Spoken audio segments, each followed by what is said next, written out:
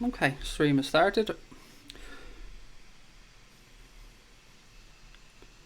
Right, guys, what we're going to do tonight is do our live transfer podcast here on YouTube for the first time. So we're just going to wait for a couple of people to join and then we'll start. Christian, you looking forward to this one? You know me, I'm up for most things. So yeah, I'm looking forward to it. Yeah, let's crack on. It's a first for us, Christian, a live podcast here on YouTube. Yeah, why not? It seems to be pretty ahead of our times at the time being, so why not? I can see a couple of people joining in the chat already, Louis and Mickey. Okay, so guys, what we're going to do is we're going to be recording this to go out as a podcast. So I'm going to count down and I will get interactive with the chat as we go through. And if there's any topics you want us to talk about, please don't hesitate to let us know as always, and we'll happily answer them as we go along. Right, so I'm going to count this in. 3, 2, 1. Good evening, everybody, and you're very welcome along to this Anfield Agenda Transfer podcast here. I'm joined with Christian and Chris for what is a really packed show, gents. There's a lot for us to get through. Chris, it's silly season, mate, so you don't know where to pick the stories out of what to believe and what not to believe. You just don't believe much these days, do you? We've got reports now of a target that we have apparently, and nobody can see me doing the speech marks, agreed a fee with several times over the last few months. Now he's agreed a fee with somebody else, and it's mental. It really is mental. There's just way too many sort of wannabe media outlets out there just claiming to know everything and leading us all astray, Craig. That's all it. they're doing. We're honest boys trying to, just go along honestly and enjoy all the Liverpool content. And just looking, Christian, in the chat bar here on the stream, a lot of people saying that Griezmann has just announced that he will be staying at Atletico Madrid. Yeah, it was decided last week, I think. He didn't really want to go to Barcelona, but I think it was a way for him to negotiate a huge salary for Atletico Madrid, and hinting through his agent that he might be interested. So they went out of themselves, and I heard something about a weekly salary of over 300,000, which is just mental. That is absolutely crazy. And Chris, this kind of leaves Barcelona in a pretty precarious position because it's no secret that they've been hawking around Ousmane Dembele, trying to perhaps get him a loan to buy move out there, and they've been linked with Christian Eriksen, but they might well have thought that Anton Griezmann was in the bag. It's still early in the summer, yeah. I know what he said. He's not going to openly say, whilst he's employed by one club, that he wants to move to another club. Although, at the end of the day, it's from the horse's mouth. If he said it, you're going to perhaps be 90% certain he's telling the truth. But there's always that 10%, and it is early in the window. Seriously, though, that kind of wage, can Atletico pay that kind of wage? I mean, they've got some other very good players there who will be thinking they're just as, I wouldn't say more than, but at least just as important as he is to the side. Players like Oblak and whatnot, they're going to be wanting something near that. They're not a widely supported team. I wouldn't imagine that in terms of commercial revenue they do that well.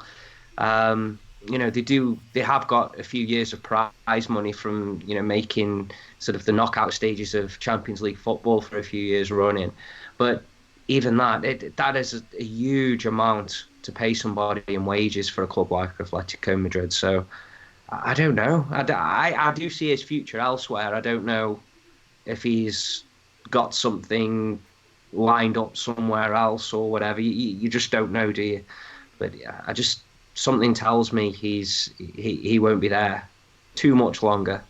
I'm just looking through the chat bar here, Chris, and there doesn't seem to be much sympathy at all for Barcelona. A lot of people saying screw Barcelona, good enough for Barcelona, and you know what, Christian, I'd be with them. I'd be with them, guys. Yeah, well, but I don't agree with Chris. I think Griezmann is committing his long-time future. Atletico Madrid is one of the best clubs in the world. They've been up there, and he's a god. in Madrid, in the red and white part of the city. And for him to move to Barcelona or Real Madrid, for instance, he won't become that legend or hero as he is now.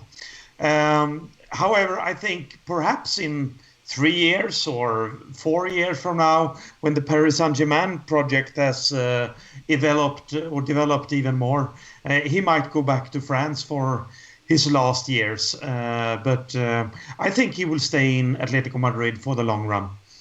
It's a really good news for Atletico Madrid, and I'm just looking through the comments again, and people keep talking about this Nabil Fekir deal, gents. It won't go away. And before we get stuck into our agenda, just a few minutes, if we will, to have a little chat about this deal. And Christian, I want to come to you, buddy, because I haven't spoken to you about this since last week. It seems that there's conflicting stories in every newspaper or on every website that you read. What's your take on what might happen here? I'm pretty sure Fekir is coming. The medical made it more difficult because we discovered that he had a knee surgery a couple of years ago, which not the ones who conducted the medical were quite happy about. So when Liverpool now agreeing deals, they want to make sure if we are spending a lot of money, we should get a lot of value for it. It's kind of when you go to a car dealership and it turns out it's not the original engine sitting inside of the car and you don't want to pay full price then. If Liverpool has tried to negotiate the cost downwards or whatever, I'm not sure. It sounds a bit unprofessional, but I think they are trying to maybe get more clauses in about, like, if he get injured after 1 year, we might not should pay that and that perhaps. I don't know, but Klopp on the other hand wants Fekir. And I mean, Fekir is still playing football, and he's playing more and more football every year that comes. Plus, Klopp and him seems to hit it off. So I'm pretty sure he's coming. It's just more administration going on for now. And Chris, has your view changed on this over the last few days the more you've read it, or are you steadfast in what you spoke about the other day? I'm not moving. I'm staying on this one. I think Fekir will be a Liverpool player. I don't think it's going to be for the amount that we'd already agreed. And I'm pretty certain that it won't be for the 5-year deal. It'll probably be for only a 3 or 4. If it is for a 5-year deal, then I maybe there's some negotiation that has to be done with the player. And perhaps that's what the hold-up is. Perhaps it's the renegotiation, not just with Leon. We're all very concentrated on this transfer fee that we would pay Leon. The fact of the matter is, you've got a player there for 5 years, or what you hope would be 5 years. Should he not decide he wants to move again, and the possibility, and I'm only saying possibility because we really don't know the finer details of all this. The possibility that he has got a condition in his knee that could break down at any time. Now, what I do know about the way medicals work in football is they give you a protracted period of time for which an injury may reoccur. So what they will do is say, okay, he's fine now, he can play now, but in 18 months to 24 months time, he's going to start seeing a deterioration. And I think that might go hand in hand with what we heard about him having a special training regime. That being said, a special training regime could just be something as part of his rehabilitation. That's pretty standard with any player who comes back from an ACL injury or something similar or even worse. So, I don't know all the finer points. All this is guesswork, but the fact of the matter is, we haven't officially, and I keep seeing people say we've officially walked away or we've officially ended negotiations. We haven't officially done anything other than try and sign a player. Those are the facts. We've not publicly walked away from this. Liverpool Football Club, or no representatives of Liverpool, have said, we're not interested in this player anymore. And people say, yeah, that's because there's legalities with regards to what is possible medical, what sort of prognosis is where, but we don't even have to mention those. We always see clubs say, right, we're moving on. We are no longer interested in signing this player, or something to some words to that effect. So we've not officially walked away from this. We've stayed silent, and you've heard me say many a time, and Dave on the pods as well say many a time, that it's the silence that speaks volumes here. Ironically, the fact that we've not distanced ourselves from Fekir and from Leon and from this whole deal says that we're still very much in the hunt for the player, still very interested. We've taken it as far as it can go without him actually already being a player for us. So I just think it's going to happen. It's got to happen.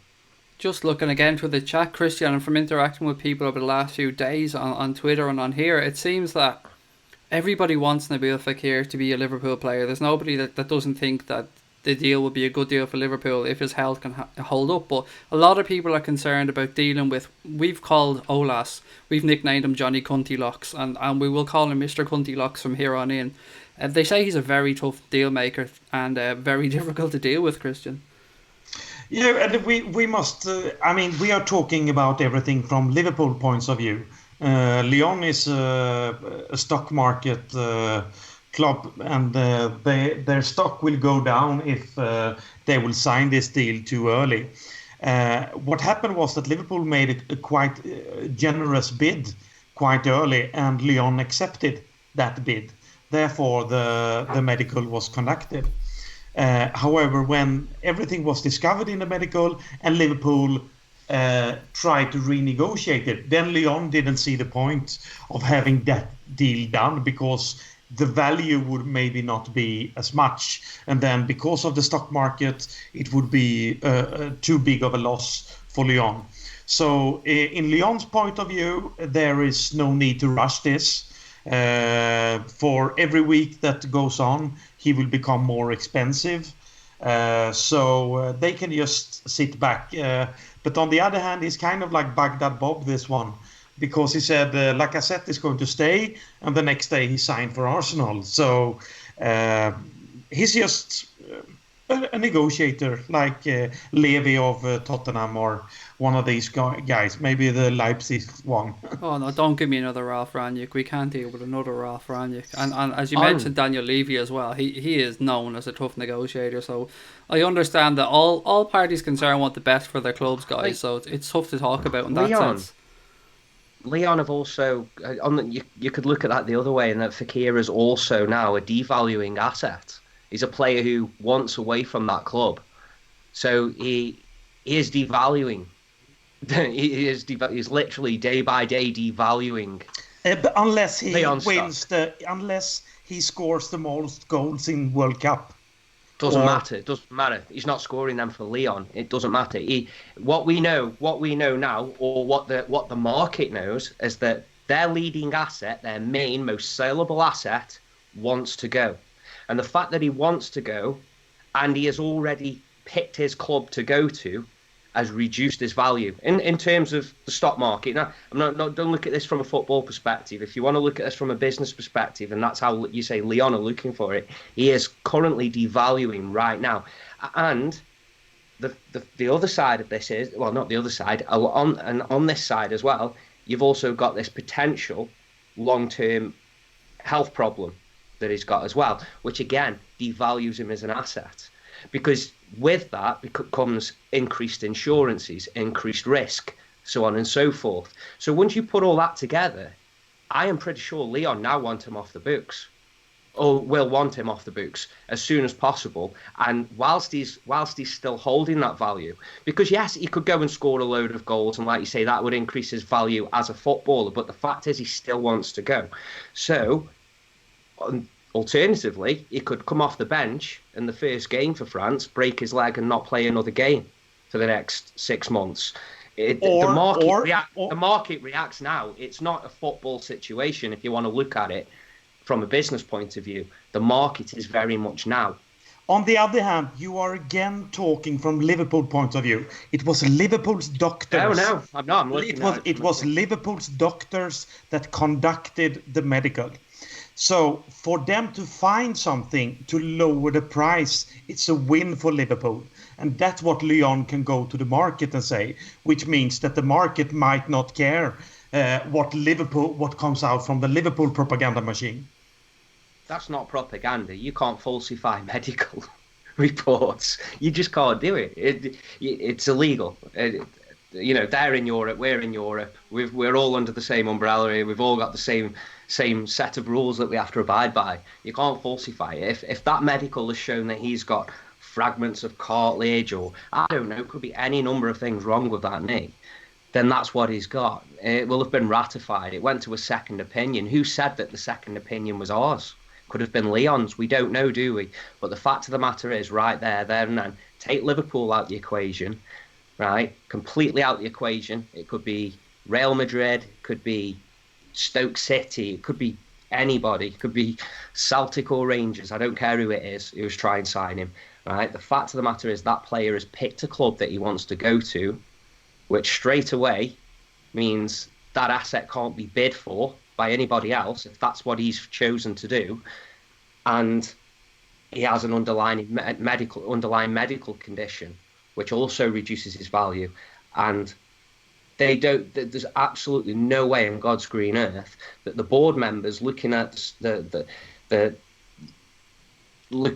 whole situation are looking at it in a future perspective. They'll be looking at it now, like you say, because they're a PLC, they'll be looking at that situation now.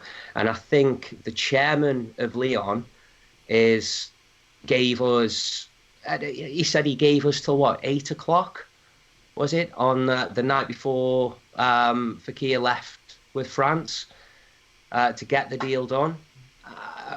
He may have done, but I think maybe that might have had something to do with the fact that Fekir was just leaving for France and there was not really any time for any renegotiation. Because, like I say, I think we need to renegotiate with the player.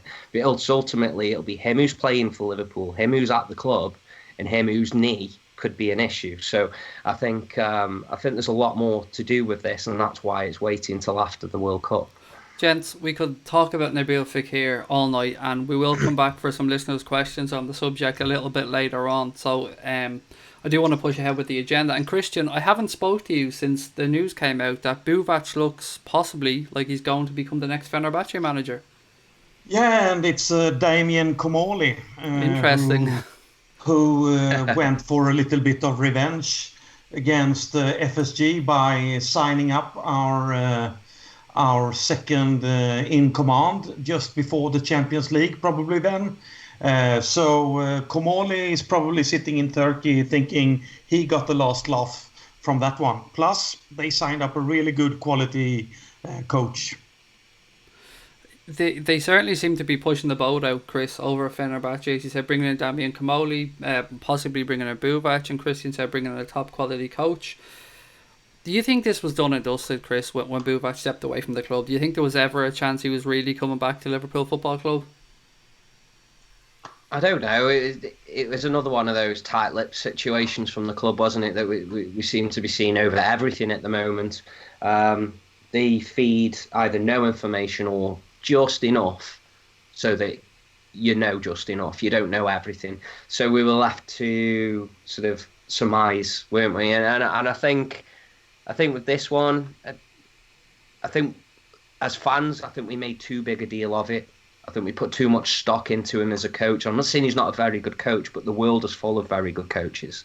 And I think from a club point of view, as if there was anything there that was going to upset the balance in the dressing room, because I think a fallout between your manager and his number two could perhaps cause a bit of a rift in the dressing room, especially if some players favour the number two. That does happen.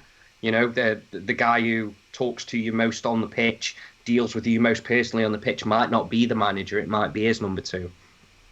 It can cause problems. So I think maybe looking at it down the line, he perhaps wasn't going to come back. Otherwise, I think they'd have just dealt with it in-house and never made any announcement of him going anywhere. To be honest, he probably wouldn't have left anything, for more than maybe the afternoon after storming out. I think the fact that he left for a concerted period of time, and look at the games that he missed as well. Some pretty bunch of important games. Yeah, it really was a dodgy time for him to walk away. Yeah, so I can't, at the time, I think I was quite apathetic about the whole situation. I said, well, Klopp's the manager. If Buvac or any of the coaches were really, more knowledgeable than Klopp, they would have been managers, long ago, rather than having been working with him, or under him for how many years was it? 17 years or something, nearly 20 years or something. So it's, I think that speaks volumes. And I think Klopp will go out and, he might just reshuffle from within a bit. Well, that's what I wanted to ask both of you, actually. And sorry for cutting across you, Chris. No, do you fine. think maybe we'll see Pep Linders step up to that level of position within Klopp's management group? Go on, Christian. You go on this. You know your coaching. Go on. Okay. Well, it's not impossible. They rehired him, and he sure got the same quality. But we must understand one thing: Jurgen Klopp has never been without Bovac before. It has never happened. Everything Klopp has done, Bovac has been a part of. What we will see now is a new Klopp, a new side of him, a new training team around him. And I'm not as sure as Chris that this won't affect Liverpool. I think, on the other hand, Klopp is, in my point of view, one of the best drilling coaches and tactical. How do you say, when you run a practice and you have the tactical and the technical development during that practice? Bovac was a phenomenon. And I also thought that during the Champions League final, wrong decisions were made. And I don't think spring to mind, or anything jump out at you regarding those wrong decisions? Is there one in particular that you thought was terrible? Adam Lallana is one of the worst decisions I ever seen being made in a Champions League final by a club. It was massively over the top. but Chris, you and me haven't agreed about anything in this show so far. It's been brilliant. I've been really enjoying it, lads. This will continue, because when Lallana came in, and he dropped the ball so much, and he wasn't game fit. You could really see he wasn't that. And to choose him, it was just a horrible mistake. I think the alternative was asking Oxlade-Chamberlain put his crutches down for the rest of the game. He's who we had. He's the most experienced. I don't agree. We had international. We had 4 other players that had been playing for 3 months. I can guarantee you, every Liverpool fan at that moment in time, not in hindsight, Christian, because we're all smart in hindsight, right? Any Liverpool fan at that time asked to make that change is making exactly the same change Klopp did. Now, I'm not saying it wasn't the right decision. We were standing. Hang on, lads. One at a time. I'm not saying it wasn't the right. It was the right decision. I'm just not saying it was the worst decision ever. What I'm also saying here, though, is we would have all made the same decision, and there's been a lot of history of fans in unison, all basically, or in general, should I say, all saying that we've seen questionable substitutions in the past since Klopp came in. They're not just in that final, and not just since Buvac has gone. So I think our problem has been personnel, who we've got to call upon at that time. And I think, if the final was perhaps, we were down to the bare bones. I think you can be perhaps being a tad too harsh there. But I think we've seen that as a pattern previous to the Champions League game. And whilst Buvac was there, that's all I was coming to, really. Christian, I have a comment here from one of the listeners that he wants to know, who would you have rather come on instead of Lallana? I think it was David Wilkins sent that one in. Emre Can, of course. He must be the first choice, because we were looking a bit daft at midfield, and we could have moved up Wijnaldum, who seemed to have a bit more flair during the game, and become a more solid team. Because what happened was that Kroos and Modric were really dominating us and putting ourselves in very tricky situations, which means that Firmino and Mane they didn't get anything to work with really after that Salah was left. So I think we should have brought Emre Can, and he looked really good as soon as he came on. So I think thought he was bang average, the same as Lallana was, to be honest. If I'm looking through the comments here, the listeners, gents, it seems to be Team Chris on this one. People seem to be siding with Lallana being the correct decision in their minds, and you know, it was a tough call for Klopp, I have to say, because neither player was up to match fitness. I think we can all agree on that one. Both players obviously were out for an extended period of time, which wasn't ideal for us in the final. And look, we can look back over this final as much as we want, but we want to look ahead to positive times or more. I know. Happy I've just times. gotten over it. Christian, I want to have a little chat about the goalkeeper next, because that's another position that won't go away. We've seen so many conflicting stories. 1 minute somebody's linking us to Jan Oblak, then it's back to Alisson, and Alisson's gone to Real Madrid. But something that caught my eye over the last couple of days was a link to the Lazio goalkeeper, Strakosha, 23 years of age, an Albanian international, I believe. Do you have anything on this one? Yeah, he's a good goalkeeper. The fact is, he's actually born in Greece, but he's played for Albania. He's a good goalkeeper. He's another tall goalkeeper. So everyone we being linked with is basically they have better reach, perhaps. But I still think that we have been going on in a two-man fight against Real Madrid about Alisson. I think everyone we are being rumored with are just fabrications, really. I think Klopp has decided that we were going for Alisson, and that's where we have been struggling. I think everyone else is just rumors. And do you think we have a hope at Alisson? Because everything we're reading and little kind of, not sly digs from Alisson, but little things that seem to be coming out from his camp or being linked in the media. And as you said before we came on, before we start recording, Marca have come out and said, look, I know Marca is a mouthpiece for Real Madrid, but they've come out and said that Alisson has pretty much agreed terms to go to Real Madrid if Madrid can agree a fee with Roma. Yeah, and that's what I heard too. I mean, these Marca and the same with Barcelona's propaganda machines. You can't really make that much truth in it. But I think in this case, I think Alisson wants to go to Real Madrid. That's what I have that feeling. The question is, how interested are Real Madrid with the new Spanish coach that came in there? How important is it for him to bring in Alisson? Because now it will be kind of a new dynamic around that club.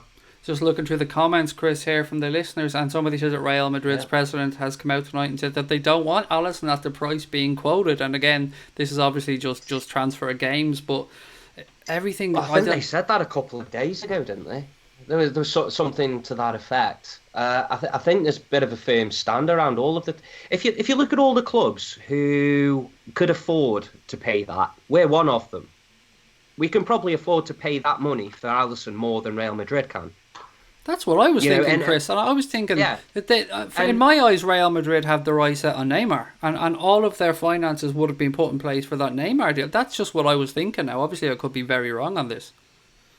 No, it appears so, doesn't it? And it's not just him as well. And I think they are in a situation, probably not quite as much as Barcelona are in this situation, where they're perhaps having to look at long-term replacements for a number of players who they've relied on for the last decade nearly. So I think, you look at Marcelo, he's in his 30s now, isn't he? Ronaldo, Benzema as well. And, nobody knows whether Bale's staying or going, and maybe he was mouthing off just to get a new deal. So they've got quite a bit of work to do. And I think, like us, with what work they have to do, I don't think they're looking to get fleeced by Roma on a goalkeeper. And I know I've seen this thing in the Tompkins Times where I forget how what acronym he used, but basically he used inflation in football to work out what goalkeepers used to cost and what they would cost now. Is that what Rob Gutman called the Mars bar tax? I don't know. I think he just compared it to the cost of a Mars bar 20 years ago and now. And they had, I would listen to the Anfield Rap podcast last night, and they did have one of the guys that helped Paul Tompkins with that article on speaking about this specific thing. Right. And I think they calculated that De Gea really would be worth about 80 million quid now. Is that right? Yeah, that's right. And even Pepe Reina would have been worth 60 something million. So what we paid for Pepe Reina would have been 60 something. So, you know, it's not like we're historically trying to lowball everybody and undercut everyone and pay peanuts for players. That's not true. But it is a massive amount of money to pay on a player who's only had one really good season. I would like it as a statement signer. I think I would say he is better than Karius, and for that I would like him at the club. But you know what I've always said, Craig. I have firmly said I don't think we're going to spend that kind of money. Now I think if Roma lower their fee, their asking fee, then even to somewhere around about the 50 mark, then I think we would be interested. I think we would go for it. I also think Real Madrid might as well, because I do believe that their president's got a bit of an issue with their goalkeeper. That caused a bit of a row with Zidane, I think. Zidane said that he was his goalkeeper, nobody else was going to be in goal, and I think their president wants a new goalkeeper. So I think the team more likely to move hell and earth to get him would perhaps be Real Madrid.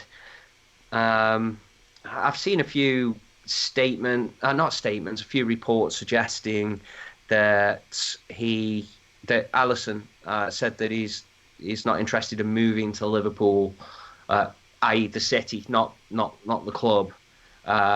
So if he was to leave, he would go to Real Madrid. But again, this is all it's all conjecture to me. Do you know what this reminds me of, Chris? This is starting to remind me of the whole thing around the time where we saw Luis Suarez and we wanted to bring in the piano playing Pratt that's gone to United. My mind has just gone completely blank here.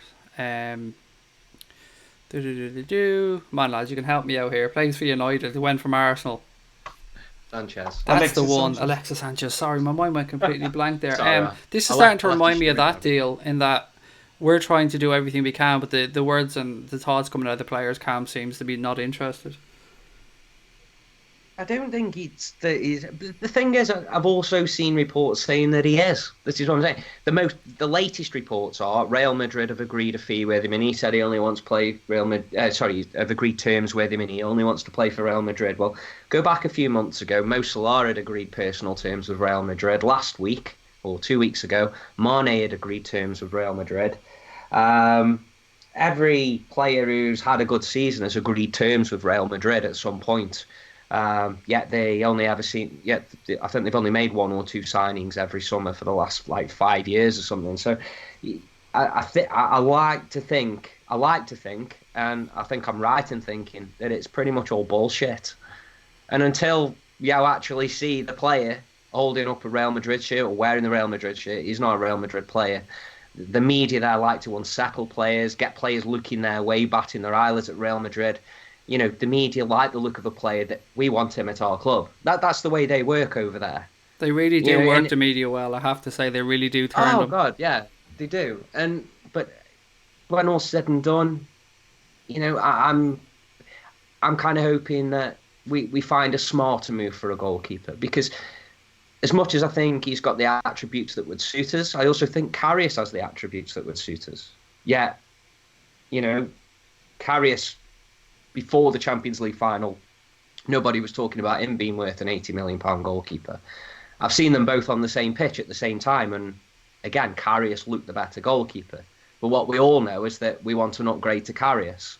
So are we happy spending anywhere between 50 and 80 million on a goalkeeper who, by everybody's eyes, and if everybody's honest about this and says the times they've watched him this season, he hasn't been anything other than an average goalkeeper, are we happy with that? Because if you're going to spend 80 million, you go and get Oblak, don't you?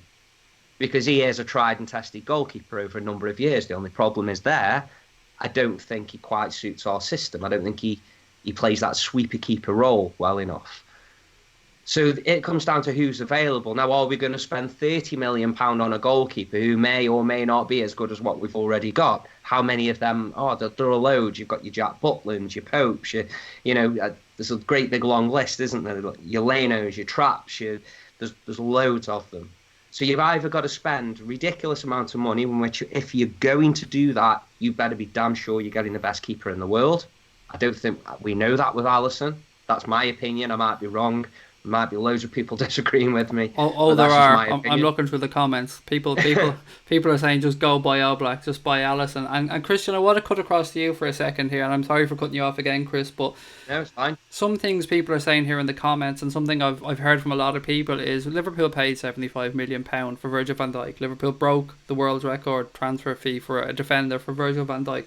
Why don't they just go and pay the money for these goalkeepers? And what I've been trying to come back with is, we didn't more than double the current world record fee when we went and bought Virgil van Dijk, whereas we would have to probably do that to sign one of those two goalkeepers. Yeah, and the thing is that Jurgen Klopp sanctions the deal when he thinks it's the right value. So Klopp doesn't agree with the fans here. He doesn't think these goalkeepers are at these values, and therefore they are not going that up high with the bid. However, when it comes down to Marca, that are now then the ones saying that they are Alisson is joining Real Madrid, we must understand that Marca really wants De Gea, so they don't want Alisson. They are saying this about Alisson because now it seems to be true. That is my thinking about this. I think that because of the new Spanish coach, and he and De Gea has had a good relationship over the years, they could see that De Gea finally will join Real Madrid. But still they are coming out with this information that Alisson is on the way. So I think it's a lot of truth in this. So do you think that Real Madrid are trying to lure David De Gea out then? I mean, his contract is running down at Manchester United, if I remember correctly. Has he got 2 years left on that contract? It could be tactical. I haven't thought about that. I thought they were actually going for Alisson when I read it. But really good point you made there as well, Christian, because if you look at it as well, by publicly stating that we don't want to spend that much money on Alisson, they're essentially saying what we're saying. We don't believe that we should be spending that much money on a goalkeeper, no matter who he is. That therefore, if Manchester United know that Real Madrid are going to come in for, and they're not going to have a similar fee ready for them, because I would believe that at the time that deal fell through for De Gea, that the club would have had some kind of gentleman's handshake with the player to say, look, if Real Madrid one day come back for you, you can go. Just give us this season, and then just give us this season. They buy a decent fax machine. Yeah. So I think that's a really good point Christian's made there, and I think that could likely be the case. In which case, that would leave Alisson being a one-away goalkeeper, and how many clubs are left in the world who, one, would be able to afford to pay the money for him, who also need a goalkeeper at the same time? I can't think of many other clubs than ourselves. Christian, we've seen, as Chris touched on, a long list of other keepers and other possibilities. Leno, it looks like, is moving to Arsenal, and we've also heard things about Timo Horn. We've heard things about Nick Pope, Jack Butland. Is there anybody to you who you think might be a realistic alternative if Liverpool can't get Alisson or Oblak, who I don't think we ever really went for, if I'm being honest, just from what I can gather? Or do you think if we don't get Alisson, Klopp is going to persevere with Karius? I think he will, unless we will get, as you say, one of the biggest names. And I think it's Alisson that we have been going for. I don't think we've really been into Oblak. I think it's the wishful thinking from the fans. But we also see that a player like Griezmann is staying at Atletico Madrid. Players don't really leave Atletico Madrid that oftenly. They are quite happy to be there and play there and stay there for a very long period of time. I mean, and we see that players like Costa and Torres, who has left Atletico Madrid, usually end up coming back to the club. So it seems like a very good place to be. Yeah, and touching on that, Aguero's making similar sounds, isn't he? Yeah, Yeah. so it's seems to be a good environment, and I think everybody loves to be having that Simeone guy as their coach. It seems to be like a very funny environment to be around. I think we are looking at two different tracks. Either we were going to get somebody before Karius, and then we were going perhaps maybe to look for somebody with a lot of experience who could go alongside Karius, perhaps accept to be second in command and teach Karius to develop. And the third case was to bring in one of the young English goalkeepers and let them like Butland or Pope or one of these, and see if they are even better. Then they would get their chance. So I think we have been looking at it from three different angles. I don't think that the goalkeeper situation will just be us staying with the ones we have. Maybe one will leave, and then Mignolet, I'm pretty sure will leave. But if we were going to stay, for instance, with Ward as number two, but I think we will see changes in the goalkeeping situation, and I think a lot has to do with what happened during the Champions League final, and that is to take pressure away from Karius, because he will be in a very tough position. Even though it was a concussion, it will be very tough to regain the trust from the fans after that performance. Yeah, that's a very good point. And as well as the fans, I think it would be very tough for him to really, no matter how it seems on the face of things, to really win over his teammates as well in the big moments, in the big games when it comes down to it, because they're going to have doubts at the back of their minds. Christian, as forgiving as they may be, and as much as they might know Karius' talents, that doubt may always be there in the players' minds. Yeah, and also another thing is that we sent out a signal that Karius could be a target when we play teams like, I mean, Stoke went out this year, but these kind of teams that are really tough, they can really be going for Karius, and then we need tougher players to really stand up for the goalkeeper.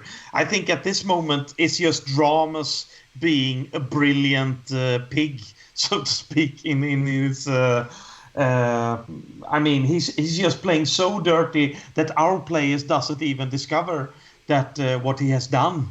They are just standing around him, and nobody seems to do something about it. I'm looking for that kind of a leader that Fabinho is, or Keita, that comes in, and the first thing that will happen is they will come for Ramos and hit back at him for playing in this disrespectful way that he were allowed I to can do. only imagine what Javier Mascherano would have done to him. Yeah, and we had some tough play. Imagine Graham Souness, Oh, he for just snapped them instance. in half. He would have just Yeah. walked straight up and chinned them. Christian, or Chris, excuse me. I see a lot of people here in the chat want to know about Srikosha, and obviously all of our knowledge on Srikosha is limited because none of us claim to be experts on Italian football. But I've spent the last day trying to chat with people on Twitter and reach out to people that know a little bit more about Italian football. And I know he only came in this season, I think, because of an injury to their first choice goalkeeper. I could be incorrect in that, but that's my take and my understanding of the situation. Everybody seems to speak very, very highly of this young goalkeeper. Yeah, I've seen him play a few times this season. I mean, I've not watched Lazio specifically to watch him. I had no idea we were going to end up being linked with him or anything. But I know you watch a bit of Italian football too, Craig. You like your Italian football, don't you? And all I would say, if I can, I suppose this could be probably the best thing I could say for him, or the biggest compliment I could give him, is that he didn't stand out. So I think goalkeepers play well when they don't stand out, if that makes sense. A goalkeeper, okay, he might stand out by pulling off a great save or something, but that you need that situation to come along. What I'm saying is he didn't make any mistakes. There were no, if he was hitting it long, it tended to hit its target. It was pretty straightforward stuff. If he had a smart save to make, he saved it. If he had a cross to come for, he came for it and dealt with it. It was all pretty much bread and butter goalkeeping. And he just looks at he's only 23 though. He's a baby. He's younger than Karius and Danny Ward. Well, this is what I want to say, right? Because we've got to be cautious here now. We're going to be linked with goalkeepers who've had one good season or two good seasons. Karius was the second best goalkeeper in Germany behind Manuel Neuer when we signed him, at the same age. So are we just going to go and do exactly the same thing again? Has a little bit of poor form, then we all get on his case from behind him in the cop or whatever, unnerve him, then he goes out the side for a while, then he comes back in, finds his feet, has some good form, has one bad game, and then we all want him replaced. Are we going to do that to another goalkeeper? That is the worry, isn't it? It is. There's no point. And even a goalkeeper slightly older, what we don't need is another project goalkeeper. And this is why I think Klopp is going to either go all in for Alisson, and by all in I mean to a degree. I don't think he's going to pay this double the world record fee of 80 million, but I think he'll do business at somewhere around about 50-55. And if that doesn't happen, I do think he will stick with Karius, and I think everybody's got to prepare themselves for that, because he's not going to go out and buy another middle of the road goalkeeper and expect him to become better than Karius overnight, because we've all got Karius under this microscope based on the one game, haven't we? We're looking at this one game, this Champions League final, and yeah, it was such a big game and there were such bad mistakes, and it hurt us all and pissed us all off so much. But it was that one game. Let's look at it. Let's be sensible. It was that one game. Any goalkeeper in the world, and I know you gave me some stick on a pod, you and Tom did, over saying this, but any goalkeeper in the world can make them mistakes. Any goalkeeper. I'm just looking through the chat here, Chris, and there's something that's jumping out at me that I think we spoke about before, and Luke wants to know that, do we think that if Karius didn't get injured if Karius didn't get injured at the start of the Champions League final, would have went differently? And that's something that I guess none of us can really answer. Well, it's possible, because I mean, you only have to know about the injury. I've suffered from it. I had an accident because of it. You know, it wasn't an accident that caused it. It was a football match, and I had an accident later that day because of it, and I actually carried on playing afterwards. It was, you know, I've learned a bit about concussion. There's been huge discussions, particularly from the boxing world and the American football world, where concussion is, you know, it's an every game or every match occurrence, and there's been films made of it. It's massive. Now, it's not something we know a lot of as football fans watching football, because we don't see it that often. And if a player has had a bump on the head, they don't necessarily always get reported as concussion, you know. And I think it's something that we need to take a bit more seriously, rather than just think, oh, it's a poor excuse, because it could have very easily affected his performance. What's worse, though, and I'm not even off because this is way bigger than football, as it can cause long-term damage to him. So, you know, I hope that doesn't happen first and foremost. Never mind affect his footballing performance. But going on that game, yes, it could have had an impact, but there were so many other things that had an impact on that result, and so many of them were self-inflicted as well. So, you know, we can look, you know, referee, Ramos, what Karius did in terms of mistakes, whether or not he had concussion, who caused that concussion. They're all ifs, buts and maybes. The fact is we lost. You know, we can't get it back, can we? We just go again and hope that we get to another final and win it that time. So we will. And don't you worry. Yeah, we most certainly will. We'll be back. We'll be back in another one. Of course just we will. We could talk about this goalkeeper situation for hours and hours and hours, and I see again comments here in the chat. People just think the same. We've been struggling in this position for probably 10 years now, and we haven't nailed it down. And look, no matter what we're talking about here, we don't disagree. We're just trying to give our opinion on what we see. And I want to change tact here a little bit, Christian, and look at a player that hasn't really been linked so much in the media to Liverpool Football Club, but once the Fekir deal appeared to be possibly breaking down, this name was probably the first name that popped up from fans as someone they'd like to see as an alternative, and that's Hakim Ziyech from Ajax. Well, it's another young. I mean, they have a great developing system, but I mean, to go from Fakir to this player, it's such a huge step down. So then I think we might as well stick with Woodburn and these guys instead, and develop and give some of our local talents a chance. Not a big fan of Ziyech then, even at the rumoured £25 million roughly. We've seen Justin Kluivert go to Roma for I think 18 million, and you know what? If we went for him, I guarantee we wouldn't have got him for 18 million. Yeah, of course not. We are getting robbed in the market usually, but what I'm saying is that if we are looking at players like Salah, Mane, and Firmino, to bring this player in, it will be a huge step down from how good they are. Fakir wouldn't be if he would be used among those up three. We are looking for a player at that level, and not many are. Uh, I think we should, and I don't think we are looking at this player either. I think we are looking elsewhere. Chris, what do you think? Have you seen much of Hakim Ziyech? I personally have seen him maybe 5 times throughout his career at Ajax, so I wouldn't be a great person to speak about him, but he looks like a very exciting young player. He's a gifted young player. It's a huge step down from Fakir to Ziyech, though. I believe, in my opinion, I can't see how a deal falls through for Fakir and then that's who you go for. You know, it's quite big. I think if you're gonna you take a sideways step, don't you? Or you look to take a sideways step, or even go above, and you know.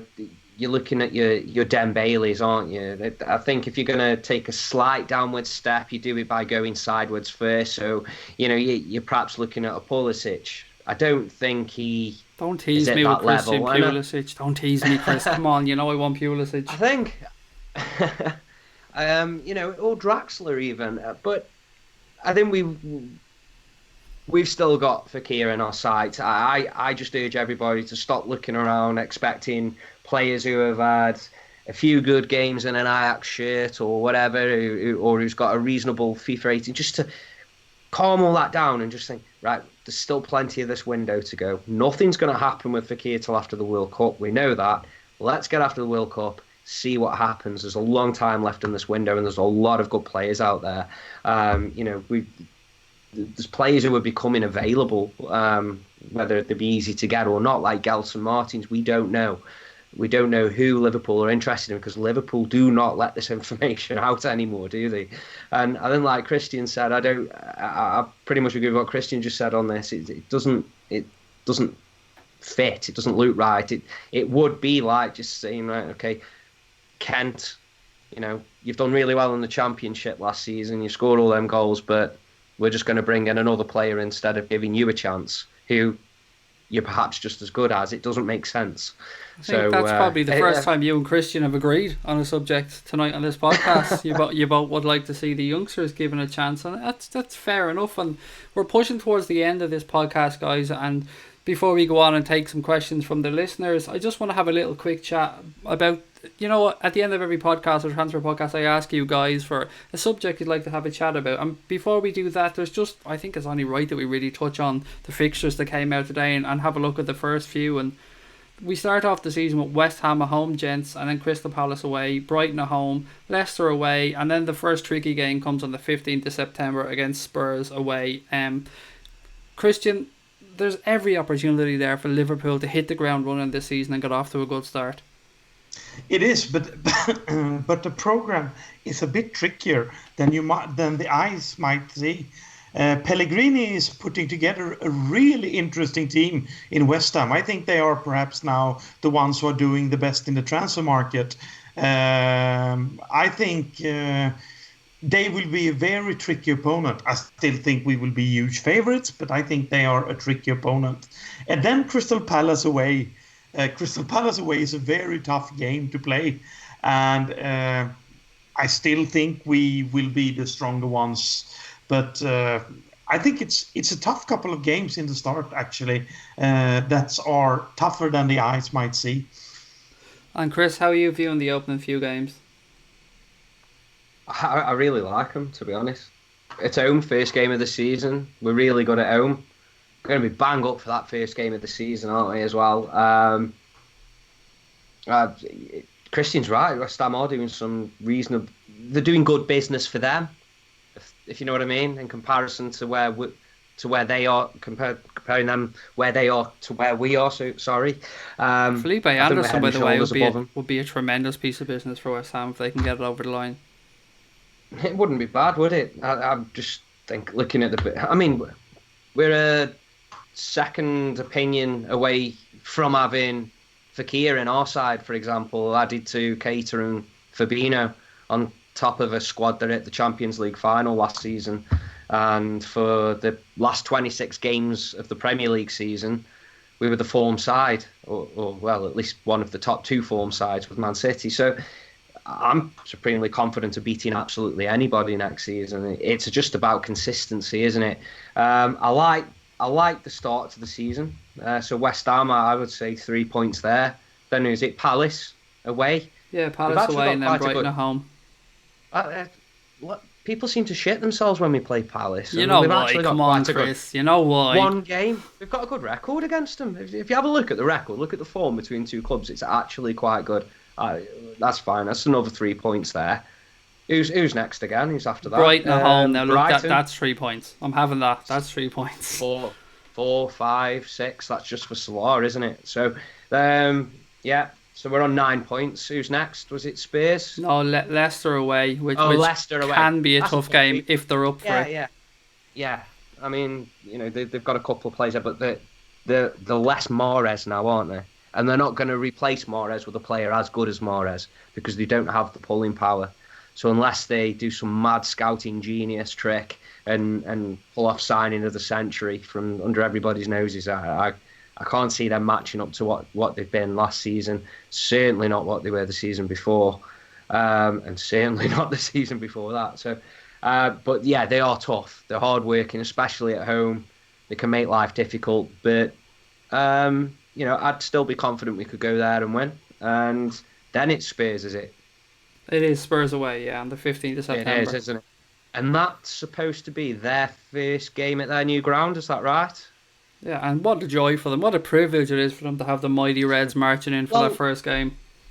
Well, their first game was supposed to have been the previous game, but I think they applied to use Wembley for one more game or something. Which is actually against Premier League rules. If I'm correct, I believe you have to play all your games in the one stadium. I know there's a certain amount of games. So if that stadium isn't ready for the game against us and they have to apply to use Wembley for one more game, they then have to use it for the rest of the season, I believe. So yeah, but I'm actually hoping we do play them in their new stadium. I don't think it's going to be full to capacity because of some work still going on. It's a new stadium. It'll probably actually feel less like home to them than Wembley does currently. So I'd be quite happy for that. And I think we've got to dish out a bit of justice, haven't we, after what they did to us at their place last season. So a bit of a revenge mission on there. And then we're in Europe then, aren't we? And I think the theme this season is that all of our games previous to playing in Europe are away, and then all of our games after the European matches are at home. Is that correct? I'm just scrolling through here to look at the fixtures. I do have the fixtures for after a European game, so just give me 2 seconds and I'll look through them. I've not got them in front of me, but I did look at them earlier today. We have Southampton at home on September 22nd, then Manchester City at home, Cardiff at home. Yeah, every single one of them is at home. Now, there are a couple of tricky ones there. We've got possibly 9 points starting the season. All of our games after the European games at home. We've got all of our big away games against your top 4 to 6 sides, like first quite early in the season, out of the way.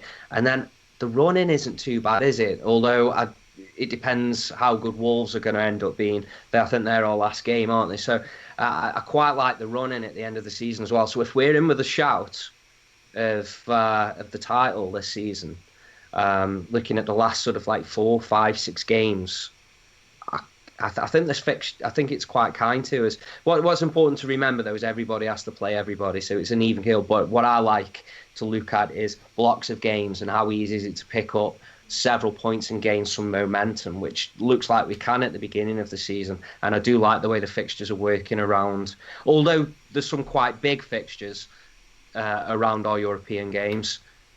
I think it does suit us being at home afterwards because it just reduces the travel, doesn't it? And we have to remember that them big games, those teams will also be coming off European games. Well, they will too. Yeah, they will. Yeah, that's a fair point. So yeah, it there's a leveler right there. So I think it's not a bad fixture list for us. I know we're playing the same teams as everybody else, but I'm on about how they've compiled, where the groups of games are and everything. I think it works quite well for us. We will cover this in more detail, of course, on the Cop Council podcast at the weekend, or on Monday, should I say, excuse me. But before we move on, Christian, I know this is a subject that you want us to have a quick chat about, mate. So what is it this week that you'd like us to have a chat about? It will be about Real Madrid and Zidane after the Champions League trophy. It kind of affected them a lot, what happened. It was the third win in a row. And what Florentino Perez has done with Real Madrid is that he's using this kind of Galactico stars to attract interest to Real Madrid, while Zidane more wanted to have an effective team that kept winning. But even though Real Madrid won, they still don't attract the same interest like they did a few years ago. So Florentino Perez wanted to change. He wanted to bring in Hazard and De Gea and several other players that were being mentioned. And Zidane didn't want that. But at the same time, it now seems that Zidane was offered to become the new head coach of Qatar. And what I heard is that Zidane had 8 million euro a year to be the coach of... Wow, serious money. Of being the coach of Real Madrid, but the offer from Qatar is 54 million euro a year. That is ridiculous. And what we saw in the sport of team handball a while ago, 4 years before it was going to be the World Cup in Qatar, they bought one of the best coaches in the world. And then he went around and told which player they should try to make to give Qatarian citizenship. And then they bought players for many, many different countries, and then they become the world's second best team in their home advantage. So what we are seeing, if Zidane accepts this, which I think he's doing if all this money is coming in, we might see a lot of players in various countries that will become Qatarian players in a while coming, which is a new thing for football. It's quite common in handball that players are switching country and get paid to join another country. So I think we might see a new side of the silly season coming up in the future, that players like Diego Costa and these kind of mercenaries perhaps is going to change countries. That is a really interesting point and one I've never thought about before. I mean, when we talk about, is it Lopetegui, the guy that's taken over at Real Madrid? I thought we were going to go in the direction of obviously the notice he didn't give to the Spanish FA. But what Christian mentioned there, 54 million euro a year. Was that right, Christian? Was it 54 million euro? Yeah, 54 million euro a year in a 4-year contract. That's a ridiculous amount of money. And then for Christian as well to link it together and say that it's to try and get people, to try and move Qatar and get them ready for the World Cup. It's a drop in the ocean to Qatar, let's be honest about that. I mean, it's nothing to them as a country, as a sovereign state. They're ridiculously wealthy, but for Zidane, I mean, you can see why. You can see why he'd be tempted. You can, but then I've never seen anything about Zidane to suggest there is nothing other than just a pure football man. Everything about the way he played the game, the way he held himself, the way he managed. I think France could pay him a fraction of that, and he would be France manager instead. And it's funny, Christian just called Diego Costa. I'm not sure Diego Costa's a mercenary, but there are mercenaries in football. He is. He is. Come on, he is. He's not. He's a gobshite. He's not a likable character, is he? But I don't know. I mean, he's a Brazilian playing for Spain, right? He is. He is. I don't know about his full heritage. I don't know where he grew up. I don't know anything about it. All I'm saying is that I think that's a lot different than like going and playing, for Qatar. He's not. He's never. Oh, he may have been to Qatar. I don't know, but it's a bit different, isn't it? We've seen it. Would you call them mercenaries who play for Ireland? I call them lying bastards when you're talking about Tony Cascarino, who has absolutely no Irish blood whatsoever. John Aldridge. We call John Aldridge a mercenary for doing that, but well, we weren't giving them the money that they're possibly going to be giving them. He's classed as a Liverpool legend, isn't he? It'd be harsh, wouldn't it? Great. But I understand what he's saying. There are people or players out there that perhaps would, but I think most people, most players, most managers are all about the football, and I think Europe is pretty much the centre of the football world, and I think there's a handful of top leagues inside Europe, and then within those leagues there's a handful of top clubs who will always, and then it's obviously they expand that further. There are top countries around the world, top international sides around the world that will attract top managers as well, who are in it just for the football. And yes, if they can earn a lot of money along the way, they will, but they won't deviate from the path of being all about the football. The Brazil, Holland, Germany, Italy, Spain. Just in terms of international football, I'm not certain other sports have the kind of respect from the people that take part in it, or the kind of fanfare of the people who watch it.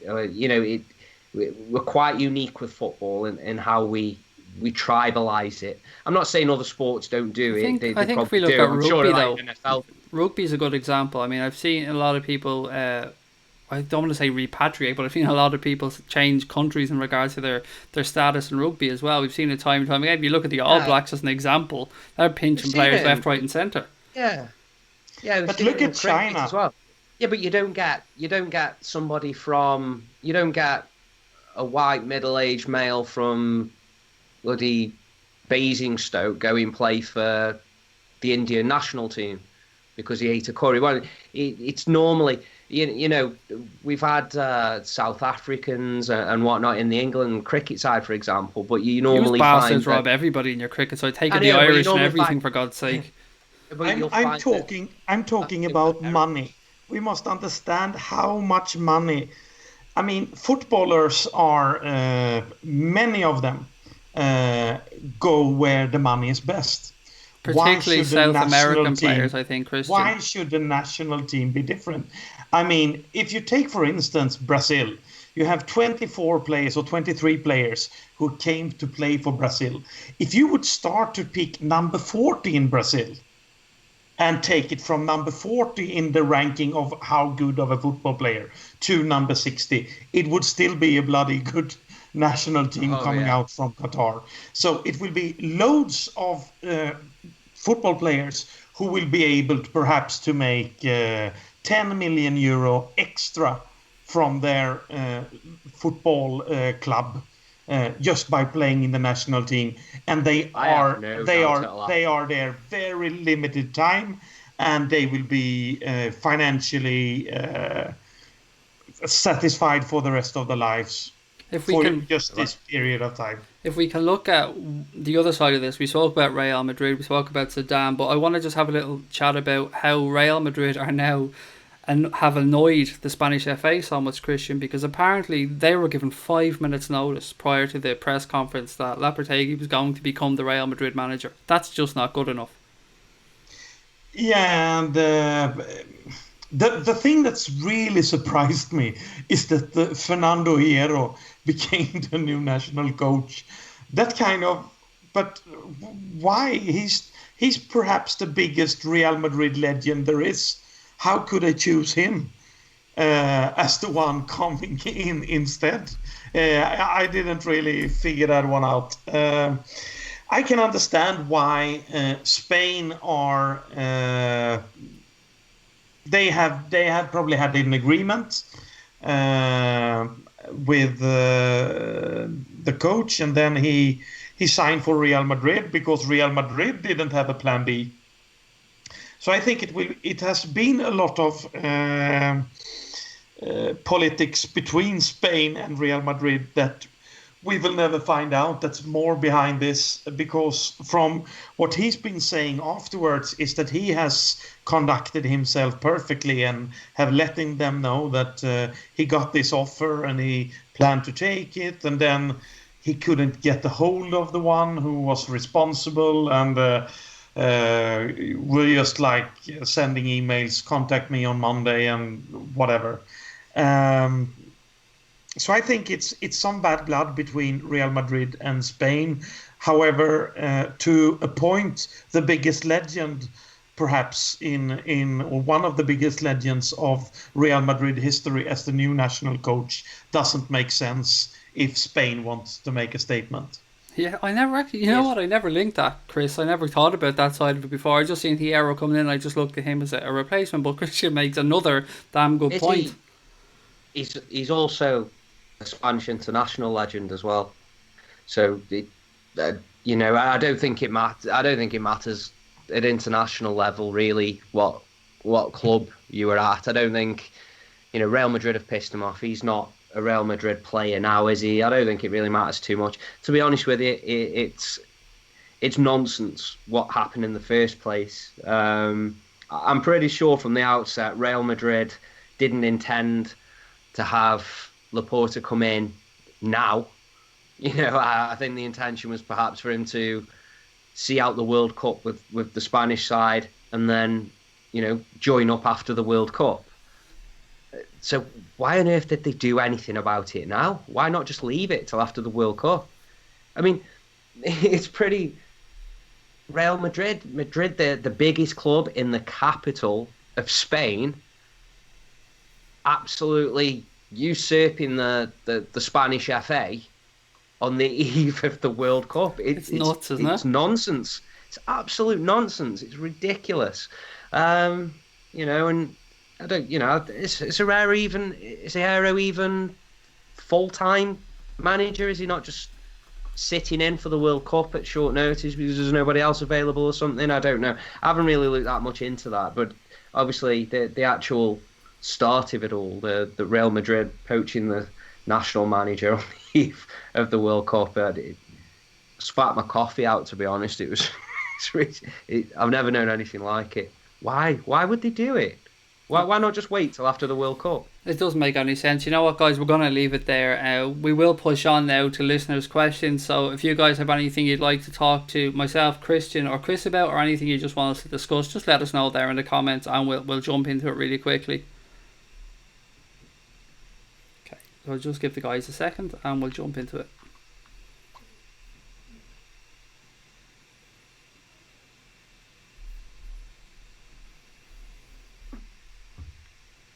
There's a Chelsea guy in here I see trying to start a bit of banter about Fekir and stuff. Mate, look, we respect all football clubs, but to come on here and try and start slagging off Liverpool when you guys really need to be looking at your own house and getting your own house in order, because what's going on at Chelsea, gents, it is a strange situation that's going on there, especially regarding Abramovich kind of throwing his toys out of the pram, Chris.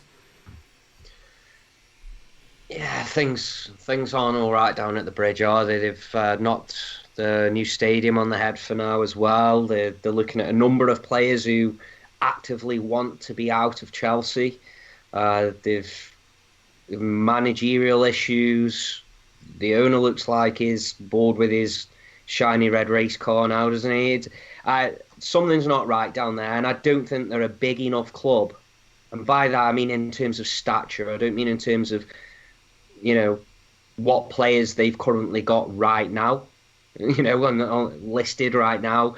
And in terms of stature, they're not a Liverpool, a Manchester United. They're not even an Arsenal. If Abramovich has decided that he's not playing with his toys anymore, that's them knackered. I truly believe that. I don't think they can sustain a period of success again like we've seen in the past.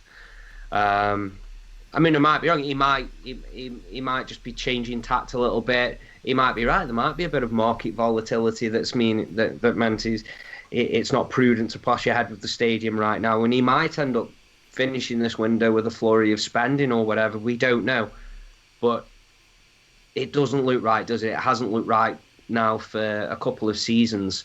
If you look at some of the signings they bring in, they're not of the same quality that we used to seeing them bring in. I mean, if they let Matic go or players like Ivanovic go or anybody, they bring them in they bring in better, bigger and better every time without fail. Or they sell 3 or 4 of the hundreds of players they've got out on loan for a ridiculous amount of money and use that to finance the next big signing. And they'd always win, wouldn't they? And the window, they always had an impressive transfer window, and they haven't had one for a while. Drinkwater. I can remember us being linked with Danny Drinkwater, and I went and had a cold shower after it. The thought of it, I don't want another Charlie Adam type signing at Liverpool. We want better.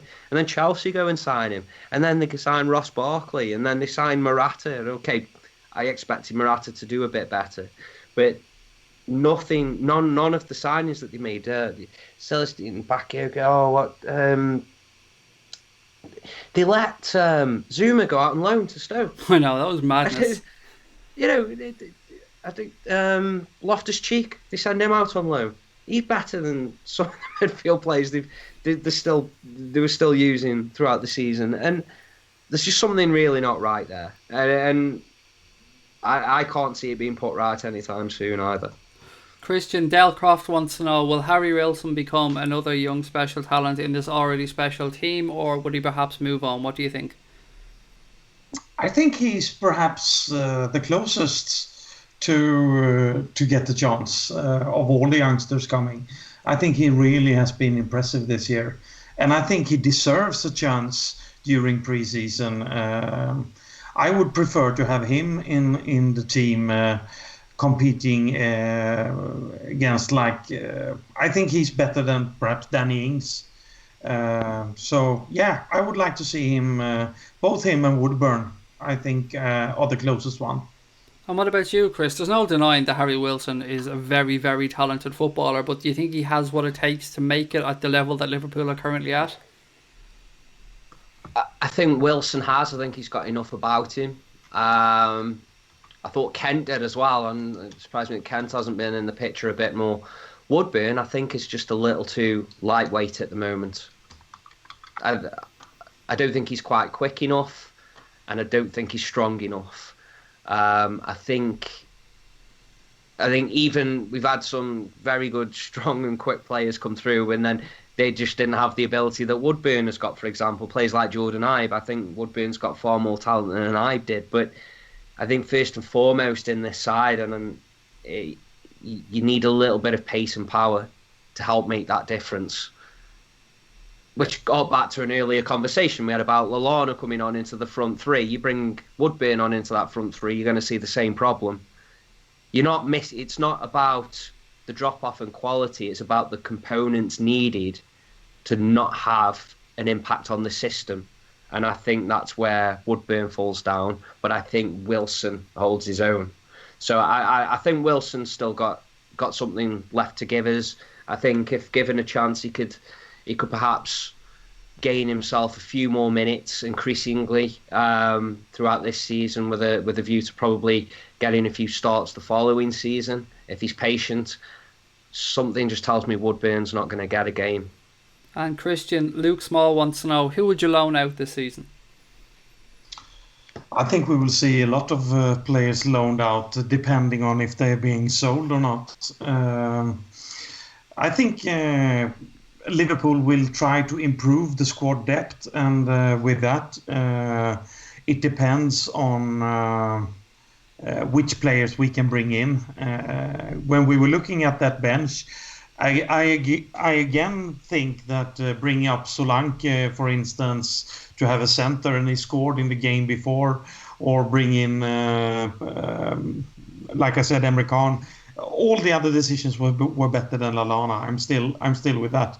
However, to get the squad depth, we are probably looking at the four or five new players coming in, and with that we have quite a lot of players who won't be able to get any game time at all. And then it all depends. Will they be sold, or will we have to loan them out so we wouldn't have to get stuck with their salaries? Players like Origi, Sturridge, Ayaria just left, and perhaps we might even loan out some of the more experienced players, depending on again what kind of bids we will receive. Hopefully, players that will be sold are Bogdan and Markovic, or won't be the next year. Chris, Cop Idol 1977 wants to know, what's your favourite kit, past or present? His one is the grey candy kit, and you know what, before I get your answer, I have to agree with Cop Idol there. That was my first ever kit, so it's my favourite kit as well. That is also my first kit. It wasn't the grey one, sorry, I had the home one, the red one, but I do like the grey one. My favourite kit is the 1982 kit. Is the answer to that question? I'll equally home and away. I think. Remind me, Chris. My mind. Yellow, I'm terrible at this stuff. Is it a V-neck or round neck? It's a V-neck. It's not a heavy one. And it's red with and then down the front it got very fine white piping down the front. It was the Crown Paint sponsor. Yes, they do a version of it now, don't they? Yeah, the club shop do a version. I bought the original away years ago when it was still for sale, like the actual real one. But they do a replica in the club shop now in like the retro range. And my missus wears it to bed, believe it or not. Well, I bought it on the day of the Champions League final. Obviously I went to the screening. It was absolutely red hot on the day. And I had like this flannel Adidas shirt on that I was wearing. I just got a bit too hot, so I went in the club shop to buy a shirt. And the only thing they had in that size was that top. Luckily, it was like meant to be. I was meant to have that top. So, no, I love it. It is my favourite top that they've had. Very close with last season's home. And for you, Christian, the club have had a few belters over the years, if we're being honest. I mean, we've been blessed with some really, really nice football shirts, but what's been your favourite? Well, I think my story around football shirts is more funny, talking about what names I had on them. The first shirt I bought when I came to Anfield for my first game was a black and grey with El Hadji Diouf on the back of the shirt. No. And the second shirt I bought was with Torres on the back. And my third shirt I bought was Suarez. So after he left to Barcelona, I was like, oh, I'm not going to buy another shirt. But then I thought when I went to Thailand, they had very cheap shirts. So I kind of bought everyone. So I would have some sort of escape routes depending on what was going to happen to the players. Of course, I bought Gerrard among others. Yeah, I know you go over to Thailand quite a bit to DJ and to have a rest as well, and I imagine that you can get some really good quality replica shirts over there. Yeah, but you can also get some shitty replicas for very little money, and they say no, this is the good copy. Yeah, I've been to Turkey quite a bit as well, and it's the same over there. I don't know if you've been, Chris, if you had the pleasure of going to Turkey, because it's a wonderful country. I've been a couple of times. The It's amazing. genuine fakes over there. I don't buy. I sound like a right horse here, but I don't buy the fakes. Everything I buy to do with Liverpool is either from the club shop, unless I'm buying the badges, which I buy from that scarf for the badge guys around the ground. Great shop. Everything's from the club shop. But yeah, I've been to Turkey. I bought a replica Beşiktaş top, Galatasaray top, and I think that was it. No, that was all I bought in Turkey. I bought them on the same day from the same store. Yeah, As Dave was saying, they're an original fake, or a genuine fake, as they call them in Turkey. A genuine fake. I had a few Ladid. I bought a Ladidas watch and a Ladidas watch. Jesus. Yeah. Yeah, genuine Ladidas watch. Yeah, That's it's. I think and a Wrangler belt as well. Do you know what I got? I got a T-shirt over there. That wasn't spelt right either. I got a T-shirt over there a couple of years ago. Instead of saying Abercrombie and Fitch on it, it says Apple Crumble and Fudge. Sometimes rather than have a fake, you might as well have a mock-up, haven't you, with something funny. I'm all for that. Don't mind that. You've seen a lot of them Gucci tops now, don't you? Like, rather than just have a fake Gucci top, it'll say something else. There's loads of different wording that you see, but all done in exactly the same style as the Gucci tops. I don't mind that, but I don't like actual trying to be real, if you know what I mean. When they're fake and they're trying to be real, I don't like that. And Dave with says the as well stuff. here that Love Follow Conquer do some great stuff. Who's that? Sorry. Love Follow Conquer. They do some great Liverpool gear as well. Dave said, and they do. I've seen some of their stuff. I don't know if have you seen them, Chris? No, have a look. Really good quality, and really good quality. Like, when I say good quality, I mean they look great, but they're also really good quality material. I've bought a couple of things from them over the years. Christian, have you ever seen the Love Follow Conquer stuff? No, I haven't. Well, I've written it down. Yeah, really, like, obviously LFC, Love Follow Conquer, but yeah, they're really good, and their logo is really smart as well. Is there anything else you guys want us to have a chat about before we finish up for the night? Primani, Luke Small says, I love that name, I have to say. Primani. Over here in Ireland, it's not called Primark, actually, even though the shop originated over here. It's called Pennies over in Ireland. But yeah, Primani is absolutely... Yeah, Pennies, yeah, and it originated in Ireland, as I said, and they're great. I mean, don't get me wrong. Especially when you've got kids, they're absolutely ideal, because you know yourself, Chris, with kids, especially in the summer and stuff, they'll just go through clothes like between growth spurts and just ruining them outside playing. Yeah. They need to do something about them bags. I don't think I've ever made it back. I've never made. Yeah, I haven't made it back to my car without them bags splitting, they're just tearing. Anyway, that's another pod. We'll do a Primark pod one day. That would be a great pod, to be fair. Well, what I want to touch on is I've seen a few links. Well, I don't know how credible they are, but we have been linked with the player previously in the past, and that's Gelson Martins. And that obviously, situation is nuts, though, isn't it? At the minute, it is nuts. And I don't know how easy it'd be for us to get him if we are interested. I don't know if it's as simple as the players at Sporting Lisbon have got a very good, credible reason to cancel their contracts, and they have done. I don't know if there's anything Lisbon can do about it. They've cancelled their contracts, but by the same token, I don't know. They may have just cancelled the contracts without fully reading the employee handbook. Maybe, I don't know.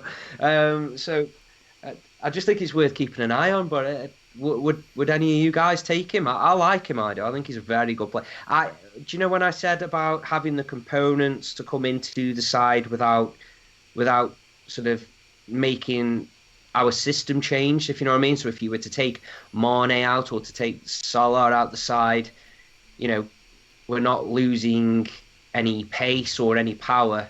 So even if the actual numbers aren't the same in terms of goal and assist output, for example, you're still getting the same work rate, the same pace, the same. Do you know what I mean? I think he could do that very well. I really do. More so than David some of the other just says players. here in the chat that he'd love Bruno, but apparently the sporting director said that he'll sue anyone who tries to sign their players. And that, Christian, is what I've been worried about when I've seen people think that they're just going to let 150, 200 million quid's worth of talent just walk out the door. It's strange. It's both Carvalho, Patricio, Gelson Martinez, and Bruno Fernandes that they have just terminated their contracts. And when you have terminated a contract, why shouldn't another club be able to come in for them? Exactly. I don't understand that. If you have fired someone, you can't really tell what's in their rights anymore. They are fired. And good luck trying to sue. I see that as being completely different. I see that as being an absolute nightmare for anybody who tries to sign them. I can see tribunals. Well, I can see. Thing. If they don't have a contract, they are not property. Because at the end of the day, footballers are assets. That's what they are. It's like if you own if you're an ice cream, you've got an ice cream van. Your van is an asset. The machine that pushes the ice cream out is an asset. The scoops are assets. You know what I mean? If that's all footballers really are. If you think about it. Now, that asset no longer belongs to Sporting Lisbon because the contract ended. So they have no rights to say what happens with him or what doesn't happen with him thereafter. Fair point. Do they? So I think anybody's got any right to go in for those players. The only thing is we don't know if they've terminated their contract legally. Whether, you know what I mean? But surely all this would be common knowledge now. It would be some kind of big furor in the media and we'd know all about it. But from what I gather, they had good reason to cancel their contracts. They did. And that just makes them available. And there's nothing Lisbon can kick and scream all they want. I don't think there's anything they can do. Mark Kinnard wants to know what the first game you guys seen at Anfield was. So, Christian, I'll come to you first. Wow. It was Liverpool-Manchester United. It was so long time ago. Could it be... it was when Ferron and Beckham and these players were playing for Man U. They had a fantastic team back then. And that's when we kind of bought Salif Diao and Diouf and these players. So I was so happy getting that Diouf shirt from the Liverpool Sport souvenir shop, and he had just come from the World Cup and he was just fantastic there. And he started so good in the first couple of games for Liverpool, and then all of a sudden it went completely bollocks with his career there. Just the danger of buying the stars of the World Cup, isn't it? These kind of one-hit wonders, if you get where I'm coming from. It is. But I'd say, what could it have been, like 96, 97 perhaps. Something like that. And for you guys in the chat that don't know, Christian lives in, is it near Gothenburg, Christian? Yeah, in Sweden. But I've been there much more frequently the last couple of years. I watched Chelsea this year, and last year I watched Leicester at the when the King Kenny stand were up for the first time. I don't know what's going on here in the chat tonight, but there seems to be an awful lot of trolls floating about. I don't know, Chris, if you and Christian are drawing these guys in or what, but I've been looking at the chat, and Dave and a couple of the other mods have been busy kicking people out of the chat. So thank you guys for keeping the chat civil. And Chris, what was your first game, buddy? My first game was... my first game at Anfield, though, this is, isn't it? Not my first game overall. First game at Anfield, yeah. At Anfield, right. It was a brilliant game. It was an absolutely brilliant game. And again, this is, I've always told you, like, Barnes was always my favourite player. this was the game that did it for me. I just absolutely fell in love with it. But it was hard not to, because we won 9-0. 9. That was against Palace, was it? It was Palace in 1989. I was only a young whippersnapper at the time, so there's not too much I remember from the game. I can remember Rush scoring. I think I can remember Aldridge scoring. I can definitely remember Barnes scoring. Okay, I'm trying to remember who scored all the goals there. Maybe the people listening can help me along there. Aldridge, Barnes. This is in no particular order. Rush, Ray Beardsley, Houghton, Beardsley. Don't think Houghton. Can't even remember Houghton playing. Actually, did he play? Oh, Gillespie. Gillespie scored, and that's it. I can't remember who else scored. Maybe the listeners can help me out. So I was only a young lad. But yeah, that was my first game. It's some first game as well, isn't it? That, to Absolute be honest, belter. It's much better than a rainy 0-0, isn't it? And then I went to the cup final. That was my first trip to Wembley that year as well. Wow, just talking our own Dave Henry, just looking at his comments here, he's saying that his first game was 1988 against Arsenal at Highbury, and his first at Liverpool was a 1-1 draw against QPR in 1995. So we're all showing our age here, gents. None of us young whippersnappers. Christian, kind of with his 96, 97, was probably the youngest. Yeah, but the first time I watched Liverpool was that Glenn Hussein signed for Liverpool the last time Liverpool won the league, and he brought Glenn Hyston, was that? Yeah. And Glenn Hussein. I don't know how you pronounce it, but just reminded me he just call him well. Saddam. Yeah. He anyway, scored in the 9-0 as well. He brought the team back to nearby Gothenburg. So Liverpool played pre-season with against IFK Gothenburg in Halmstad. That was the first time I watched Liverpool live. And then I saw this whole team, just the ones you mentioned, Chris, all these players. And it was just fantastic just to see Grobbelaar, for instance, for the first time. It was such a huge hero for me. Christian, there's something I always wanted to ask you, actually, and I can't believe I haven't done it before now, but why is it there's such a strong affinity with Liverpool Football Club in Scandinavia? I mean, we've seen it with obviously around Agar, we've seen it before. There's so many Scandinavian diehard fans that come over all the time to watch the games. For the first thing is, and it's different reasons for instance, with Norway and Sweden.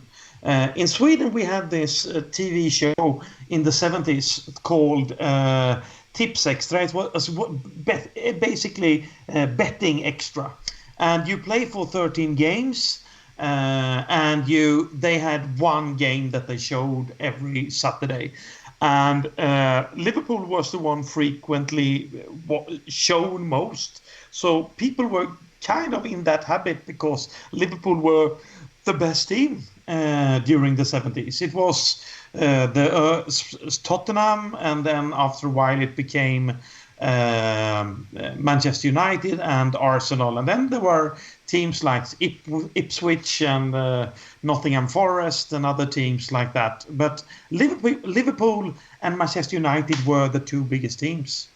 And then when Glenn Hussein, who was perhaps Sweden's biggest star, signed for Liverpool, it was such a huge honor. So the ones who were converted, then they kind of became after that.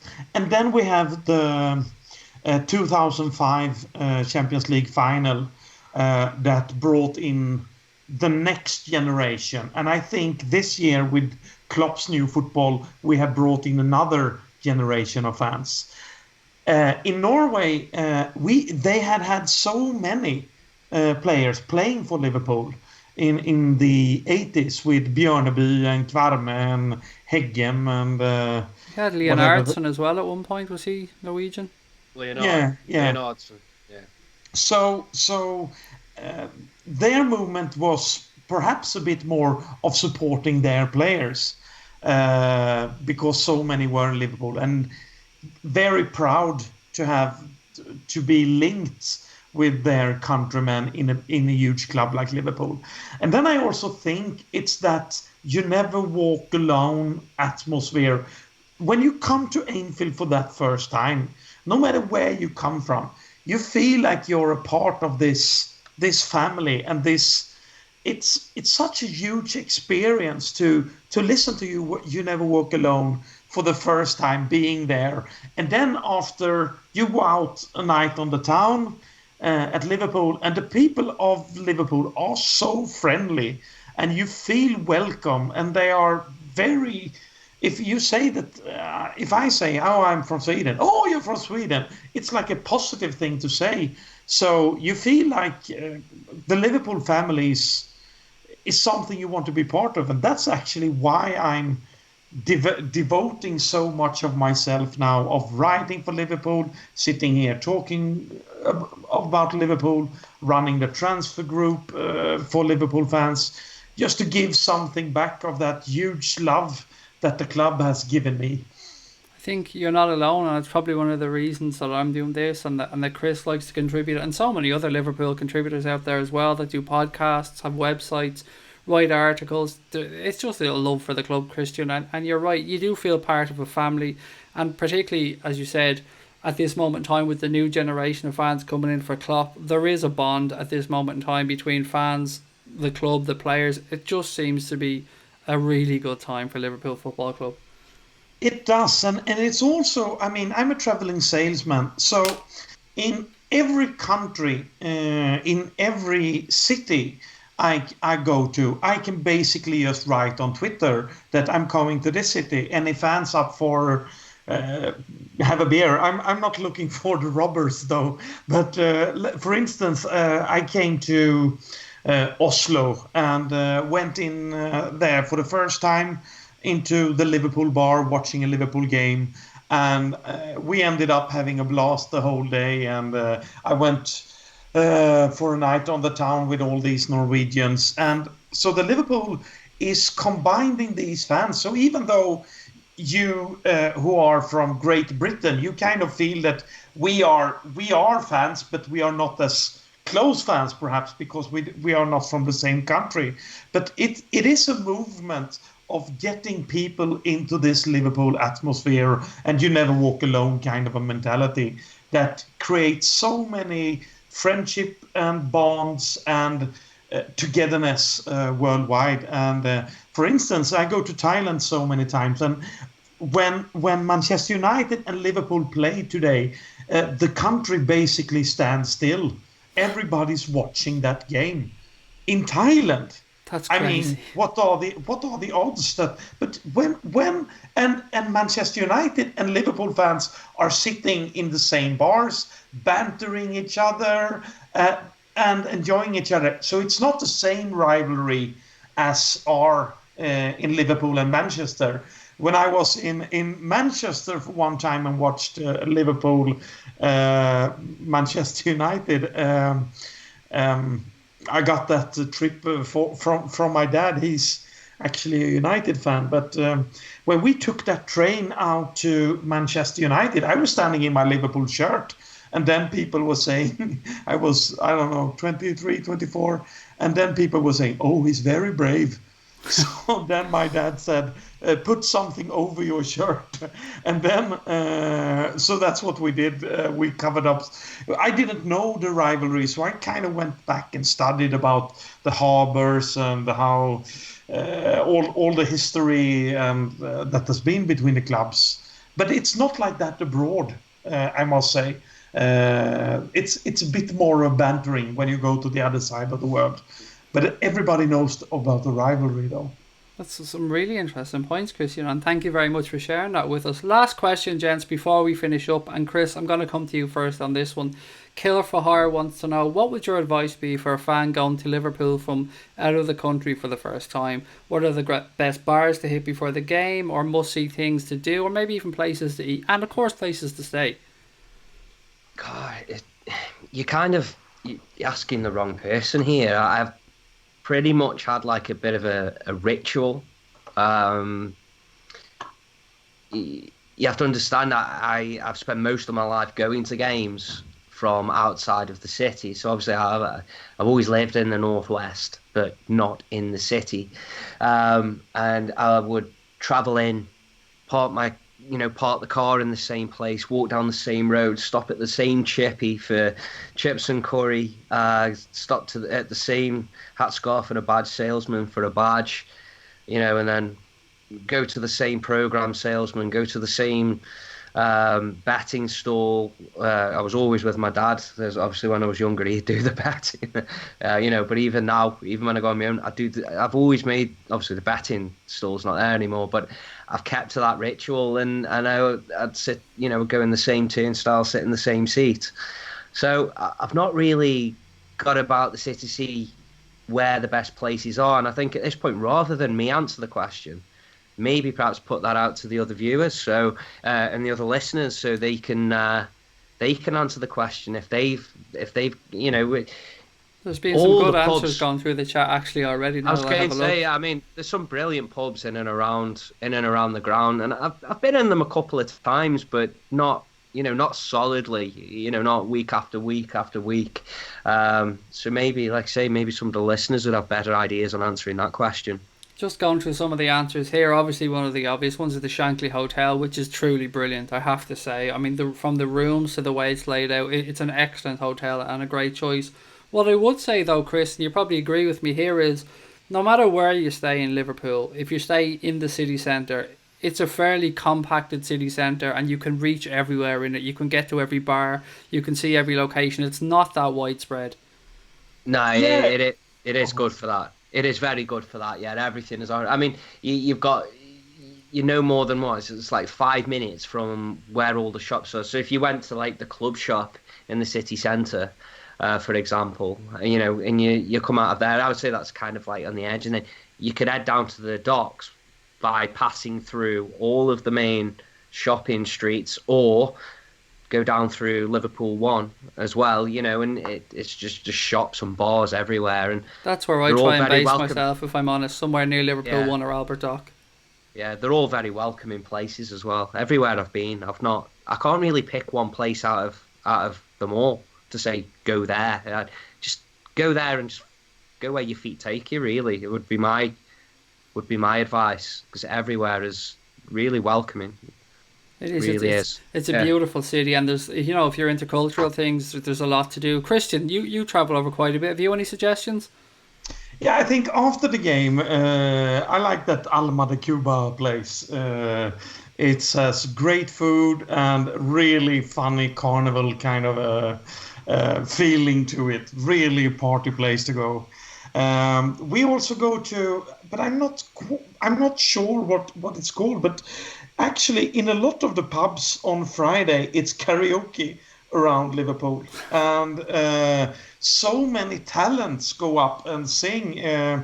We were mesmerized. We were for the Leicester game. Before the Leicester game, we were standing in the bar, and we saw the oldest man we probably ever seen standing in a bar. We said, how did he even get into this bar? I mean, he's so old, so he must be 90 years and older. And then the guy who ran the karaoke, he said, "Oh, Frank, now it's your turn." And he went up and he sang Frank Sinatra's New York, New York, like he was 25 years old. And these talent, they are so good at singing. So to go to just to the local pub, and there are so many of them, sit down and listen to these guys. They are just pure talents. I guess a lot of them have been in the musical industry before and been actually professional musicians, I would guess.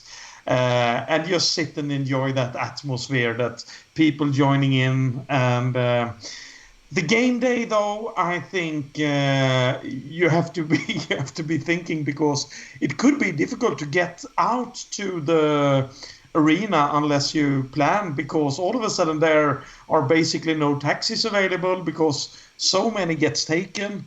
And so basically the smartest way is to perhaps around 1 or 2 even if the game is around 6, to go out to the bars around the arena and just sing Liverpool songs and enjoy the atmosphere around the arena. That perhaps is the smartest move. And then during the evening after the game, perhaps go to Alma de Cuba for a really fun evening. Some more suggestions. Gillian suggests that he have a look at Radio City Beacon. Great views from up high, including Anfield, so well worth doing. And that's a really good point, actually, Gillian. A really good suggestion. One more thing I'll suggest before we finished up, and this is very, very touristy, so excuse me, but I always do this in any city I visit. And I'd always suggest that people do the hop-on, hop-off bus tours, because I think you can do one lap around the city, and I think it takes about 45 minutes to an hour, and you can see all the major attractions, and then you can have a look at where you want to go and revisit. But Liverpool as a city centre, it's just packed full of everything. There's something for everybody, Chris. There is. I don't know if it's still there, actually. I'll have to have a look, because I haven't been up, and hopefully I've not missed it. But the Terracotta Army was on show at the museum in Liverpool at the moment. So I was, I'm assuming it's still there. I've not heard that it's been moved on. I don't know if it was spending I can't imagine that it was there in, was it January or February? It might even been a little bit later than that. So I'd imagine it's still there now. It's an awful lot of statues to move, isn't it? Just to keep moving them at that rate. But I'm going to look that up and go, so that's something you could do. It's a wonderful almost city. Like a wonder of the world. It is. There's always, but it's like you touched on the cultural things like that. It is picked on. There's a lot of arty types, music types. There's the Tate Museum or the Tate Gallery as well. Yeah, the city's history is so, cosmopolitan as well. It's built on the back of immigrants.